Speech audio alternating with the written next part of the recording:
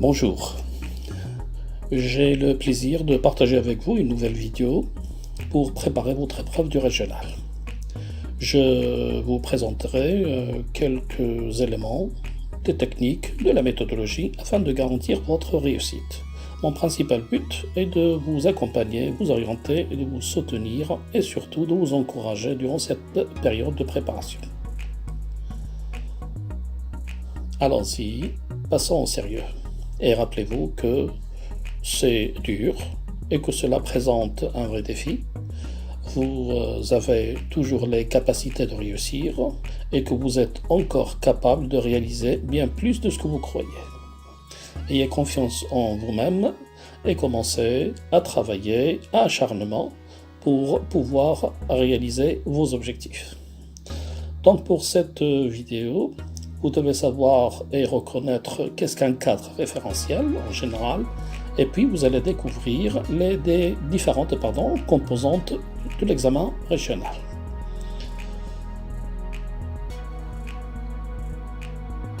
Alors, qu'est-ce qu'un cadre référentiel?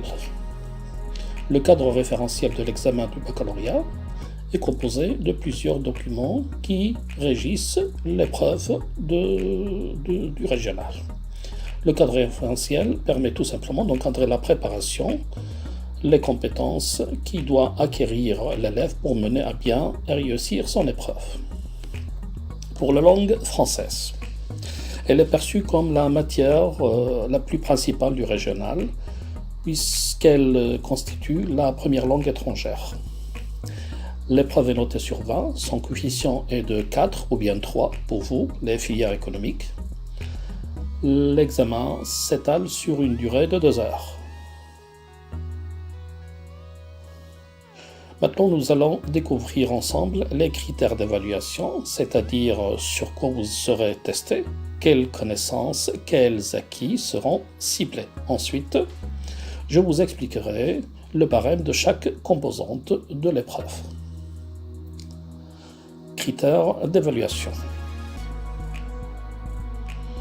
Comme vous l'observez sur le schéma, il y a deux parties, A et B. La première partie est en rapport avec le texte, l'extrait. Un extrait, soit un extrait de la boîte à merveilles d'Antigone ou du dernier jour d'un condamné. Cela, bien sûr, dépend de l'académie ou de la région.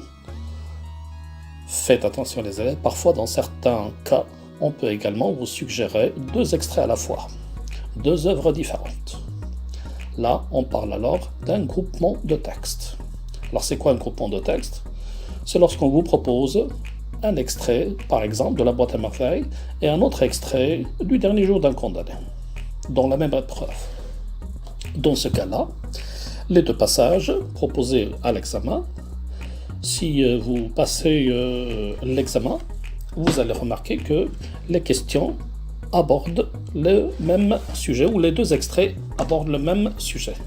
En ce qui concerne la production écrite, la deuxième partie de l'épreuve, elle vise les capacités langagières et rédactionnelles en matière de français. C'est-à-dire, vous devez mettre tout ce que vous avez appris et tout ce que vous connaissez depuis le primaire jusqu'au lycée au service de la production écrite, au service du texte rédigé. Il s'agit alors de produire un texte bien structuré, tout en mettant en évidence la qualité et l'entité en même temps.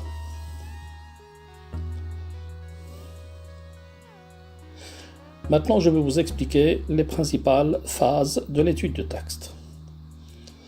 Petit 1, contextualisation. Dans cette partie, l'élève est censé répondre à des questions d'ordre général.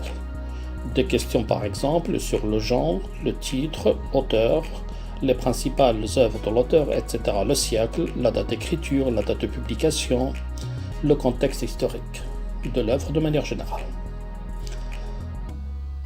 Donc on vous propose quelques questions d'ordre général, faciles, accessibles, mais parfois ils sont en rapport direct avec la mémorisation. Puis, comme deuxième question, on va vous demander de situer le passage à travers des questions. D'accord? On ne va pas vous demander de rédiger un petit extrait pour situer le passage, mais des questions comme par exemple faux, vrai, etc.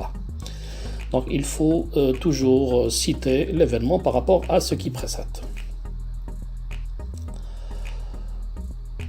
Bon, petit 2, il faut dans le petit 2, il faut toujours repérer les caractéristiques générales du texte, analyser et élucider le contenu du texte, reconnaître un fait de langue. Une question générale se pose, et puis on passe à l'analyse du texte. Durant cette étape, l'élève doit comprendre l'essentiel, construire un sens, et de répondre directement aux questions. Les questions demandées généralement sont faciles, mais parfois, pour compliquer un petit peu les choses, ils utilisent, ça veut dire les concepteurs de l'épreuve, utilisent des termes un petit peu difficiles par rapport au lexique. Alors, et bien sûr, il faut également reconnaître un fait de langue. Ça veut dire qu'il y aura des questions de langue. Les leçons que vous avez vues, comme par exemple les figures de style, le discours rapporté, les registres, les tonalités, etc. D'accord ? Bon, il faut être capable de savoir la fonction, le rôle, etc. de cet outil, de tel ou de tel outil.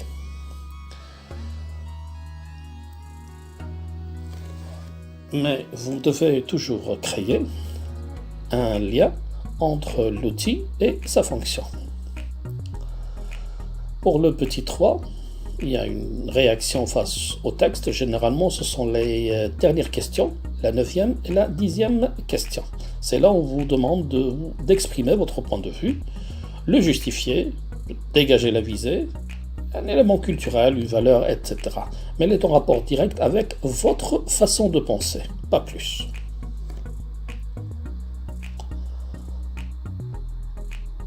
Bon. Quant à la deuxième composante, la production écrite, la fameuse production écrite, il s'agit toujours de produire un texte argumentatif, un essai, à partir d'un sujet. Le sujet proposé est en rapport, généralement il est en rapport avec l'un des thèmes traités dans un ou plusieurs œuvres.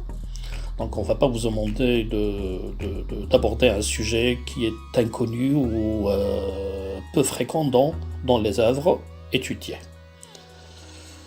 Mais le plus important, c'est que le sujet qui vous sera présenté est en rapport direct avec l'extrait en particulier. Parfois, il peut être en rapport direct avec l'extrait en particulier. Par exemple, les conflits de génération, les autorités des parents, l'autorité des parents, je ne sais pas, alors n'importe quel thème qui est en rapport direct avec l'extrait. Alors il est important d'exprimer son point de vue. Il est important aussi de justifier. Justifier quoi ? Justifier son point de vue.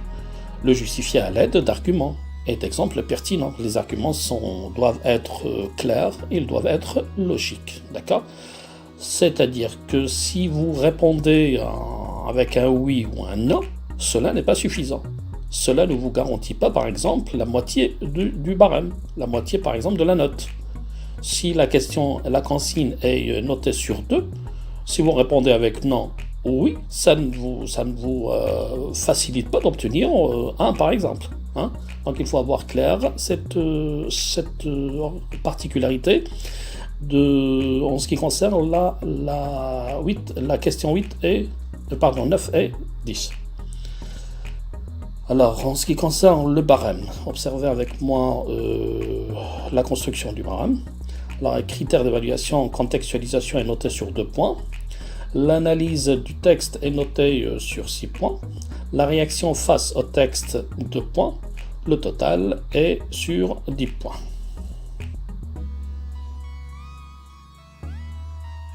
Alors, cela en ce qui concerne A, ça veut dire la première partie. Passons maintenant à la deuxième partie. Production écrite. Alors, le barème de la production écrite, normalement, on note sur le respect de la consigne, la structure du texte, l'organisation, progression du texte, la cohérence de l'argumentation, vocabulaire, syntaxe, ponctuation, orthographe, etc. Mais vous devez avoir la capacité de gagner 2 points avec la cohérence de l'argumentation. Attention, 5 points sur le vocabulaire, la syntaxe, ponctuation, orthographe, conjugaison. Donc ceux qui ne possèdent pas ces compétences auront un petit problème à avoir, par exemple, la moyenne, un 5 sur 10 en production écrite. Les arguments doivent être forts et bien solides et doivent contenir un rapport direct avec le sujet. Et comme je disais, 5 points pour le vocabulaire, syntaxe, ponctuation, orthographe. C'est le lexique employé par l'élève, un lexique riche, un lexique capable de mettre en relation tes idées avec le sujet. Mais vous trouverez aussi certaines complications en ce qui concerne la conjugaison. Mais puisqu'il s'agit d'un texte argumentatif, donc vous n'aurez pas de complications. Alors un texte sans ponctuation, c'est un texte qui n'a aucun sens. C'est vrai qu'il y a certains écrivains qui n'utilisent pas de la ponctuation, mais attention, ce sont des écrivains, ce sont des professionnels. Donc faites attention à la ponctuation.